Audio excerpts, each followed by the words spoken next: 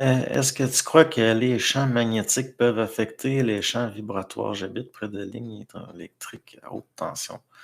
Oui, mais vous savez, au contact de l'expérimental, il va y avoir un endurcissement à certaines choses. C'est pour ça que les gens qui sont hypersensibles, par exemple, au niveau là, des ondes électromagnétiques ou ces choses-là, c'est pas en fuyant et en voulant s'en protéger qu'ils vont réussir à le tolérer. Au contraire.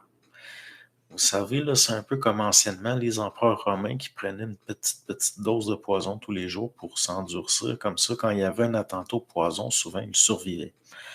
Parce que le système s'était habitué. C'en est ça de la programmation, puis du systémique, puis c'en est ça de la mécanique. Dans le sens que il va falloir intégrer ces choses-là au niveau d'une science empirique pratique. Parce que sinon, on ne passera pas à travers tout ce qui vient, puis il va y avoir un tri possiblement très dur. Donc, l'affaire, les champs vibratoires, oui, je pense que ça peut avoir un lien même au niveau du psychisme.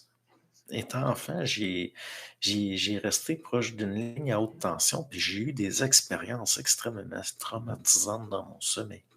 Et je pense que c'était peut-être lié à la ligne de haute tension qui passait près de chez moi. Donc, oui, je pense que ça a un effet. Même j'irais jusqu'à dire que je suis certain. Il va falloir que l'être humain évolue vers l'électrification de ses cellules et la capacité bioélectrique de contrôler son champ. Puis ça se fera pas en fuyant. Ça va être l'environnement qui va engendrer ça. C'est là où, jusqu'à un certain point, Darwin a raison. C'est l'environnement qui va stimuler l'adaptabilité. Donc, l'électricité ou les corps subtils et des organismes, prenez le prana solaire, ce que les hindous appellent le prana solaire.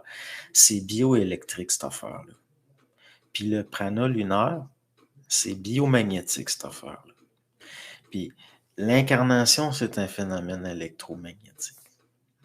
Donc, il va falloir jusqu'à un certain point que l'être humain, à un moment donné, entre dans l'intégration, qu'il soit sien d'un côté qui n'est pas ésotérique, d'une façon qui n'est pas ésotérique de ces choses-là, que ça soit intégré au sens d'une science.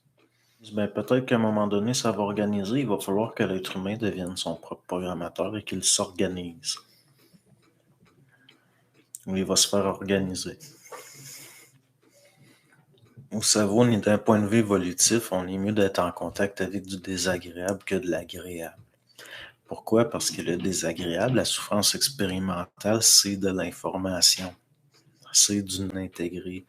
C'est de l'adaptabilité en mouvement qui est en train de se faire. Donc, le jour où ça ne fera plus rien, ça,